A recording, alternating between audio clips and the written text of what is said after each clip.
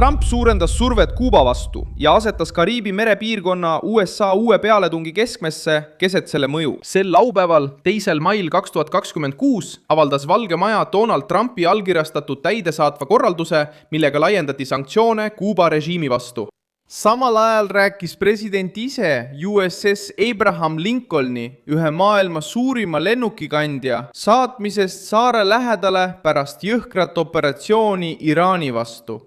Meede allkirjastati 1. mail 2026 ja see on suunatud Kuuba valitsusega seotud isikutele, ametnikele, ettevõtetele ja sektoritele.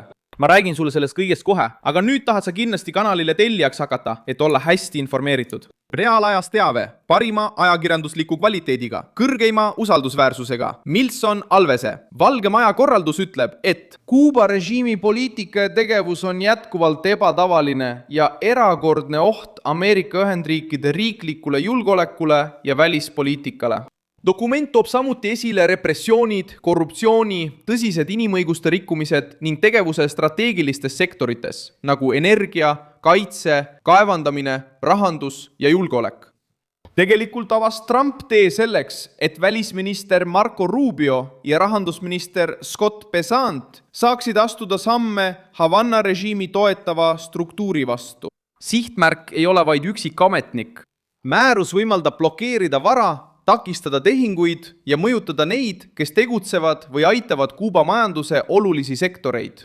Ja siin on veege tundlikum punkt. Meede lubavad ka teiseseid sanktsioone välismaalaste vastu, kes teevad tehinguid Washingtoni poolt määratud sihtmärkidega.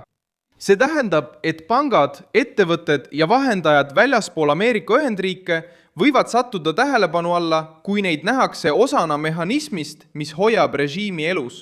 Poliitiline mõju on tugev, sest see toimub ajal, mil Kuuba seisab juba silmitsi majandusliku surve, kütusepuuduse ja elektrikatkestustega. Washingtoni jaoks ei ole Kuuba enam lihtsalt kriisis saar. Seda hakatakse käsitlema kui osa piirkondlikust võrgustikust, mis seab Ameerika huvid ohtu vähem kui 100 miili kaugusel Ameerika Ühendriikide territooriumist. Kõige karmimad sõnad ütles Trump, kui ta mainis Kuubat ühel üritusel Floridas, agentuuri Nadolu andmetel. President ütles, et Ameerika Ühendriigid võiksid Kuuba peaaegu kohe üle võtta. Ja ta väitis, et tagasiteel operatsioonilt Iraani vastu võiks ta saata suure lennukikandja, võib-olla USS Abraham Lincolni, peatuma Kuuba ranniku lähedale. Sellel lausel oli kaalu, sest see ei olnud eraldiseisev. See ilmus samal päeval, kui kehtestati sanktsioonide kord, ehk siis rahaline sõnum ja sõjaline sõnum tulid koos. Havana reageeris, püüdes muuta surve vastupanu retoorikaks. Miguel Díaz-Caneli valitsus nimetas sanktsioone sundmeetmeteks ja ütles, et need kujutavad endast kollektiivset karistust Kuuba rahva vastu. Kuid see reaktsioon oli juba ootuspärane. Suletud režiimid esitavad välissurvet sageli rahva vastu suunatud rünnakuna, samal ajal kui nad hoiavad kontrolli majanduse, julgeoleku, meedia ja opositsiooni üle. Erinevus seisneb nüüd selles, et Donald Trump ei räägi ainult diplomaatilisest hukkamõistust. Ta räägib režiimi võimuallikate lämmatamisest. Ja just siin saab Kariibi merepiirkond taas ajaloolise tähtsuse. Ameerika lennukikandja Kuuba lähedal ei ole lihtsalt laev, see on ujuv sõnum. See on õhuväeline jõud, mereväe kohalolek, psühholoogiline surve ja poliitiline signaal. Isegi ilma ühtegi lasku tegemata muudab selline samm teise poole arvestust. Kui Trump mainib USS Abraham Lincolni, ei räägi ta ainult sõjalisest jõust.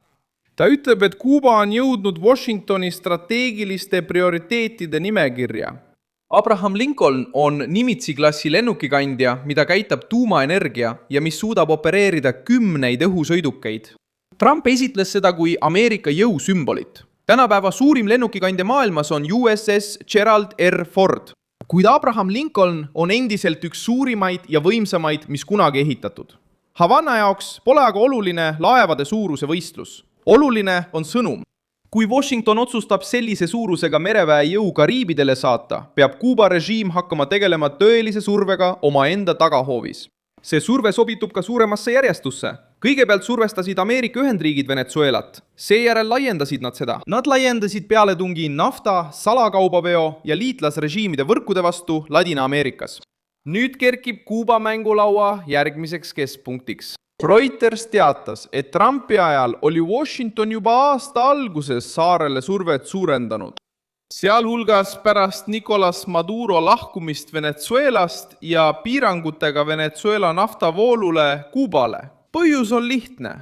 Trump ei näe Kuubat kui kauget energiaprobleemi.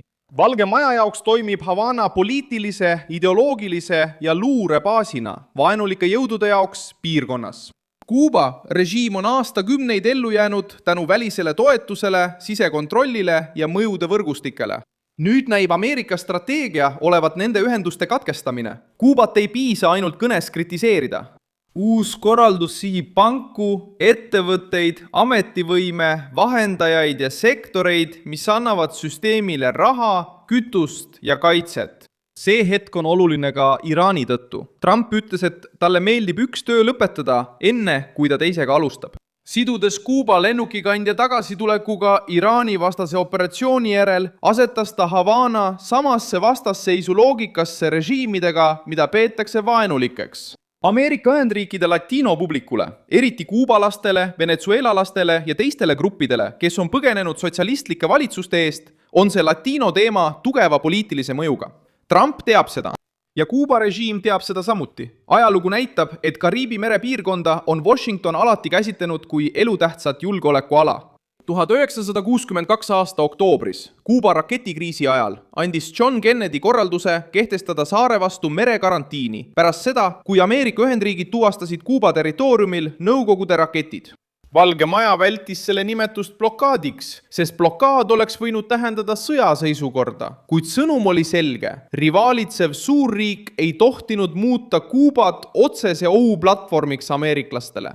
Rohkem kui 6 aastakümmet hiljem kasutab Trump teistsugust keelt, teistsugust konteksti ja teistsugust vaenlast. Kuid taustal olev loogika ilmub taas esile. Kuubat ei kohelda neutraalse alana, kui Washington näeb strateegilist ohtu.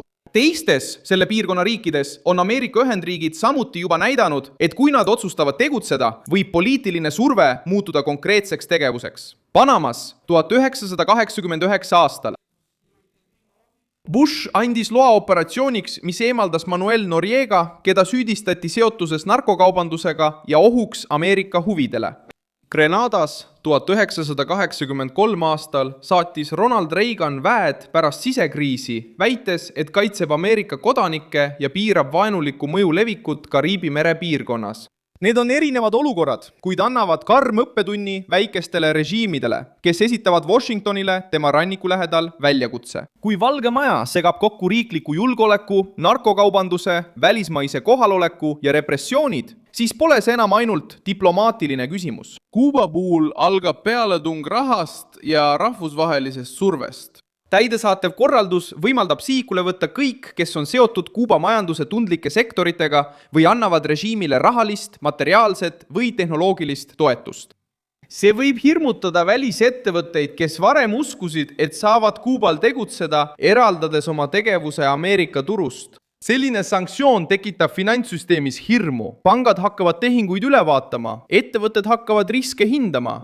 Kuuba liitlasriikide valitsused hakkavad enne avaliku abi pakkumist 2 korda järele mõtlema. Ja režiim, mis juba seisab silmitsi varustuskriisi ja elektrikatkestustega, võib veelgi enam hoogu kaotada. See on raskem, kuid vaikne surve. Trump panustab sellele, et Kuuba on kokku varisemas. Režiim püüab tänavatel jõudu näidata ametlike ürituste, lippude ja kõnedega. Aga see ei muuda tegelikkust saarel, mida survestavad majanduskriis, rahvastiku lahkumine, välissõltuvus ja poliitilise uuenduse puudumine. 1. mai korraldus tabas just neid tugisambaid, mis seda süsteemi üleval hoiavad. Raha, julgeolek, energia ja väline toetus. Ka Marco Rubio nime kohalolek on oluline. Rubio on kuubalastest vanemate poeg, tunneb diaspora teemasid ja on alati toetanud ranget joont Havana suhtes. Kui tema on välisministeeriumis, ei ole Kuuba-vastane poliitika enam ainult tehniline. See saab poliitiliseks sümboliks miljonitele latinodele, kes näevad Kuuba režiimi kui autoritaarse võrgustiku algust, mis on levinud kogu piirkonnas. Koos Scott Pesantiga Rahandusministeeriumist on Rubiol nüüd vahend, millega muuta sõnad konkreetseks karistuseks. Diaz-Caneli režiim püüab väita, et neid ei saa hirmutada, kuid tegelik küsimus on hoopis teine. Kes tahab veel Havana nimel riski võtta? Kui välismaine finantsasutus võib kaotada juurdepääsu Ameerika süsteemile, aidates Kuuba agente, muutub valik palju raskemaks. Kui energia- ja kaevandusettevõtteid saab siduda sanktsioneeritud sektoritega, tõuseb hind. Kui piirkondlikud liitlased märkavad, et Kuuba on saanud Trumpi prioriteediks, suureneb isolatsioon. Jutt lennukikandjast lõpetab selle pildi. Sanktsioonid pitsitavad rahakotti. Lennukikandja mõjub psühholoogiliselt rängalt ja kui need kaks asja koos ilmuvad, muutub sõnum režiimile väga karmiks. Ja juba nõrgenenud valitsuse jaoks võib majanduslik, poliitiline ja sõjaline surve olla piisav, et tekitada sisemisi lõhesid. Seega toimus selge muutus Ameerika Ühendriikide suhtumises Kuubasse. Donald Trump allkirjastas korralduse sanktsioonide laiendamiseks. Ja samal ajal rääkis ta Ameerika Ühendriikide mereväe viimisest saare lähedale. Valge Maja viis teema pelga jututasandilt välja pani sanktsioonid, rahandusministeerium, riigidepartement ja lennukikandjad samasse sõnumisse. Havana jaoks on hoiatus lihtne. Kariibi piirkond on taas keema läinud. Ja seekord tahab Trump, et režiim tunneks mõju juba enne, kui ükski laev rannikule läheneb. Mina olen Milson Alves, rahvusvaheliste suhete asjatundja ja minu eesmärk on hoida sind iga päev tõega hästi informeerituna. Uudiste lingid leiad video kirjeldusest. Pane sellele videole like, telli kanal ja vaata lõpus kommentaare, et olla veelgi paremini seotud Milson Alvese kogukonnaga.